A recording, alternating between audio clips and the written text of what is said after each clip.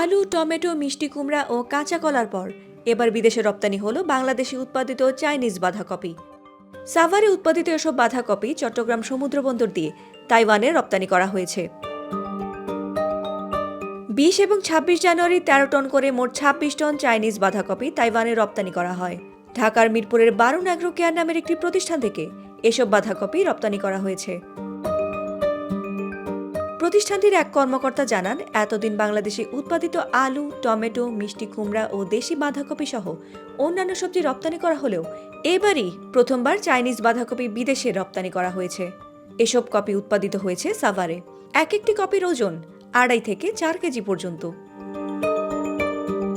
ওই কর্মকর্তা আরও জানান, এই সবজি সে দেশে পৌঁছার পর কতটুকু গুরুত্ব পায় তার উপর নির্ভর করছে আগামী রপ্তানি। যদি সাড়া মেলে তাহলে দেশের এই সবজির চাষাবাদ বাড়বে। বর্তমানে সাভার এবং কুষ্টিয়ায় এই বাঁধাকপির চাষাবাদ হচ্ছে। জানা যায়, স্কাইল্যান্ড শিপিংয়ের কন্টেইনার যোগে সমুদ্রপথে এসব বাঁধাকপি তাইওয়ানে নেওয়া হয়েছে। সুস্বাদু এই সবজিটি দিয়ে তৈরি সালাদ, কিমচি কোরিয়া, তাইওয়ান সহ অনেক দেশেরই জনপ্রিয় খাবার। ফাতিমা সুলতানা, প্রবাস খবর।